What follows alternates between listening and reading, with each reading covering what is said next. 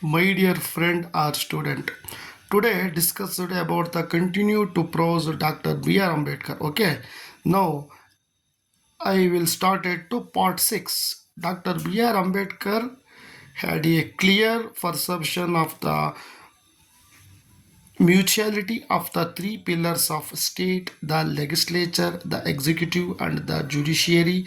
He realized that the jurisdictions of each should be clear and untrammeled at the same time. He had a sense of importance of the role of citizen. The following observation he made a significant.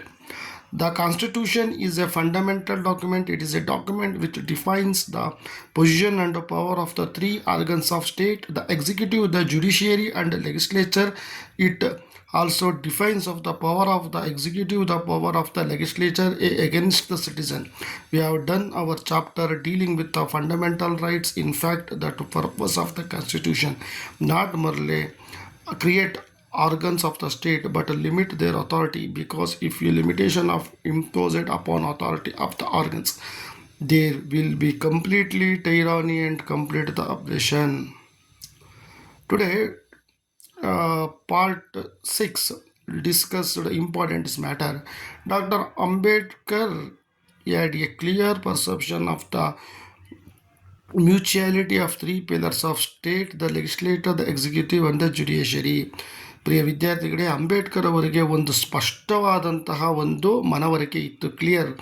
ಒಂದು ಯಾವ್ಯಾವ ಅವರ ಒಂದು ಮೂರು ಆಧಾರ ಸ್ತಂಭಗಳು ನಮ್ಮ ಒಂದು ಸಂವಿಧಾನದ ಒಂದು ಕಾನ್ಸ್ಟಿಟ್ಯೂಷನಲ್ಲಿ, ಆ ಒಂದು ಮೂರು ಆಧಾರ ಸ್ತಂಭಗಳ ಮೇಲೆ ಅವರಿಗೆ ಒಂದು ಸಮನ್ವಯತೆ ಮತ್ತು ಒಂದಕ್ಕೊಂದು ಅವಲಂಬನೆ ಒಂದಾದರ ನಂತರ ಎಲ್ಲವೂ ಸಹ ಅವರಿಗೆ ಅದರ ಮ್ಯೂಚುಯಾಲಿಟಿ, ಪರಸ್ಪರ ಸಂಬಂಧಗಳ ಬಗ್ಗೆ ಅವರಿಗೆ ತುಂಬಾ ಚೆನ್ನಾಗಿ ಸಮನ್ವಯತೆಯ ಒಂದು ಅರಿವಿತ್ತು. ಅವು ಯಾವ್ಯಾವು? ಸ್ಟೇಟ್ ದ ಲೆಜಿಸ್ಲೇಚರ್, ರಾಜ್ಯದ ಶಾಸಕಾಂಗ; ದ ಎಕ್ಸಿಕ್ಯೂಟಿವ್, ರಾಜ್ಯದ ಕಾರ್ಯಾಂಗ; ಅಂಡ್ ದ ಜುಡಿಷಿಯರಿ, ನ್ಯಾಯಾಂಗ.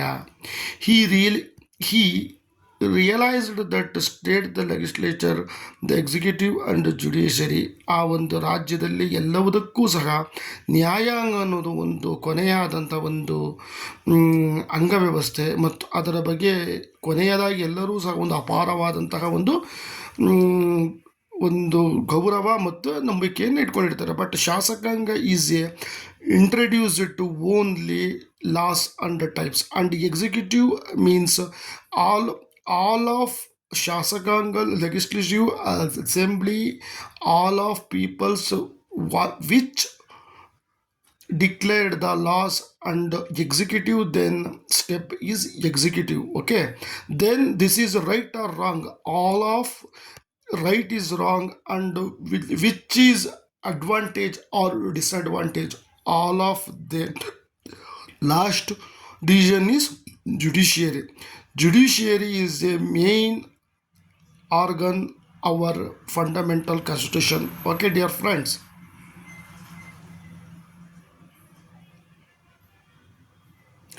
he realized that the jurisdiction each of should be clear, the ಅಂಟ್ರಬೆಲೆಡ್. ಆ ಒಂದು ಶಾಸಕಾಂಗ, ಒಂದು ನ್ಯಾಯಾಂಗ ಎಲ್ಲವುದಕ್ಕೂ ಸಹ ಅವರಲ್ಲಿ ಪರಸ್ಪರವಾದಂಥ ಎರಡಕ್ಕೂ ಸಹ ಶಾಸಕಾಂಗ ಶಾಸನವನ್ನು ಜಾರಿ ಮಾಡಿದಾಗ, ಕಾರ್ಯಾಂಗ ಕಾರ್ಯಗತಗೊಳಿಸಿದಾಗ ಆ ಒಂದು ಶಾಸನವನ್ನು, ಒಂದು ನ್ಯಾಯಾಂಗ ಅನ್ನೋದು ಎರಡಲ್ಲೂ ಸಹ ಪರಸ್ಪರವಾಗಿ ಉತ್ತಮ ರೀತಿಯಲ್ಲಿ ಒಂದು ಕ್ಲಿಯರ್, ಒಂದು ಕರೆಕ್ಟಾದಂಥ ಸರಿಯಾದಂತಹ ಒಂದು ತೀರ್ಮಾನವನ್ನು ಅಲ್ಲಿ ಕೈಗೊಳ್ಳಲಾಗ್ತದೆ.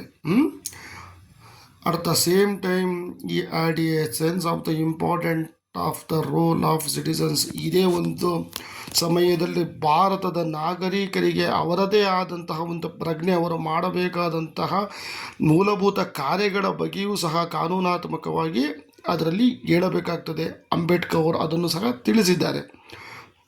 The following observation he made is A significant. ಆ ಒಂದು ಅವರು ಕೈಗೊಳ್ಳಬಹುದಂಥ, ಫಾಲೋಯಿಂಗ್ ಮಾಡಬಹುದಾದಂಥ, ಏನು ಮಾಡಬಹುದು ಅನ್ನುವ ಒಂದು ಸೂಚನೆಗಳನ್ನು ನಾವಿಲ್ಲಿ ಕಾಣಬಹುದು. ದೆನ್ ನಂತರ, okay, the constitution is a fundamental document. ಸಂವಿಧಾನಾತ್ಮಕ ಮತ್ತು ಮೂಲಭೂತ ಹಕ್ಕುಗಳು ಸಹ it is a documents will a defence is a position and power of three organs of state, executive, judiciary, legislature. ಆ ಮೂರು ಕಾಯ್ದೆಗಳು ಸಹ, ಮೂರು ಅಂಗಗಳು ಸಹ ಅದರ ಒಂದು ಶಕ್ತಿ, ಅದರ ಮೂಲ ಮತ್ತು ಅದರ ಒಂದು ಸಾಮರ್ಥ್ಯದ ಬಗ್ಗೆ ನಾವು ಪರಿಗಣಿಸಬೇಕಾಗುತ್ತದೆ ಮತ್ತು ಅದನ್ನು ವ್ಯಾಖ್ಯಾನಿಸಬೇಕಾಗ್ತದೆ. ಓಕೆ, ಡಿಫೈನ್ಸ್ ಮೀನ್ಸ್ ವ್ಯಾಖ್ಯಾನಿಸಬೇಕಾಗ್ತದೆ. It also defines the power of the executive, power of the legislator and against the citizens. ಒಬ್ಬರು ನಾಗರಿಕರ ವಿರುದ್ಧವಾಗಿ ಯಾವ ರೀತಿಯ ಶಾಸಕಾಂಗ ಮತ್ತು ಕಾರ್ಯವನ್ನು ನಿರ್ವಹಿಸುತ್ತದೆ ಅನ್ನೋದನ್ನು ಸ್ಪಷ್ಟವಾಗಿ ಡಾಕ್ಟರ್ BR ಅಂಬೇಡ್ಕರ್ ಅವರು ಕಾನ್ಸ್ಟಿಟ್ಯೂಷನಲ್ಲಿ ಬರೆದಿದ್ದಾರೆ. Okay, the executive and the power of legislature against citizens. We have done of our chapter dealing with the fundamental right. ಈ ಒಂದು ಪದ್ಯಭಾಗದಲ್ಲಿ ಫಂಡಮೆಂಟಲ್ಸ್, ಮೂಲಭೂತ ಹಕ್ಕುಗಳು ಸಹ ನಮಗೆ ಬೇಕಾಗಿರುವುದನ್ನು ಸಹ ಇಲ್ಲಿ ನಮೂದಿಸಲಾಗಿದೆ ಮತ್ತು ಇದ್ದಾವೆ. ಫಂಡಮೆಂಟಲ್ ರೈಟ್ಸ್ ಬಿಟ್ಟು ಮೂಲಭೂತ ಹಕ್ಕುಗಳು. ಇನ್ಫ್ಯಾಕ್ಟ್ ಸತ್ಯವಾಗಿ ಅದರಲ್ಲಿನ ಸತ್ಯ, the purpose of constitution is not merely to create the organs of the state but is a limit their authority. ಆ ಒಂದು ಕೇವಲ ಅಂಗಗಳು ಮತ್ತು ಅವ ಶಾಸಕಾಂಗ, ಕಾರ್ಯಾಂಗ, ನ್ಯಾಯಾಂಗ ಕೇವಲ ಅದನ್ನು ಹೇಳುವುದಲ್ಲ, ಅವು ಎಲ್ಲವೂ ಸಹ ಅದರದೇ ಆದಂಥ ಒಂದು ಅಥಾರಿಟಿಯನ್ನು ಸಹ, ಅದರದೇ ಆದ ಶಕ್ತಿಯನ್ನು ಸಹ ಹೊಂದಿದ್ದಾವೆ.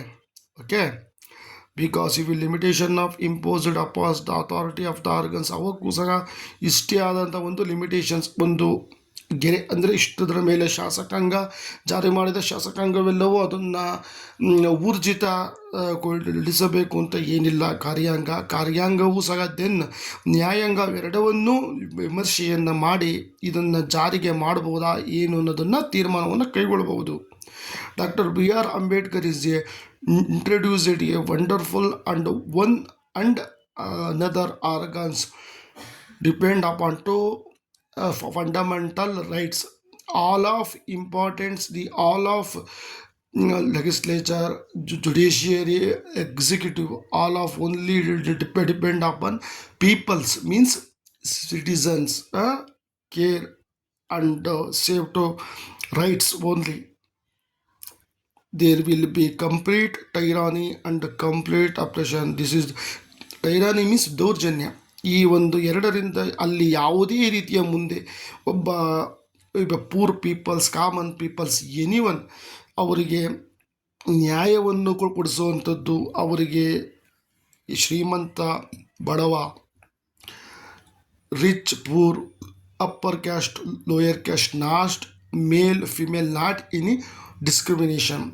Constitution is all of same and ಒಬ್ಬ ಪ್ರಬಲವಾದಂತಹ ಪವರ್ಫುಲ್ ವ್ಯಕ್ತಿಯಿಂದ ಒಬ್ಬ ಸಾಮಾನ್ಯನಾದಂತಹ ವ್ಯಕ್ತಿ ಮೇಲೆ ಯಾವುದೇ ರೀತಿಯ ಟೈರಾನಿ ಮೀನ್ಸ್ ದೌರ್ಜನ್ಯಗಳು ಯಾವುದೂ ಸಹ, ಬೇಸರ ಯಾವುದೂ ಸಹ ಆಗದಾಗಿ ಎಲ್ಲರಿಗೂ ಸಹ ಸಮಾನವಾದಂಥ ಇಡೀ Indian all citizen equals law and all of giving to rights. Okay, Dr. BR Ambedkar is a wonderful and thinker and educationist and wonderful describe to constitution our giving to our India.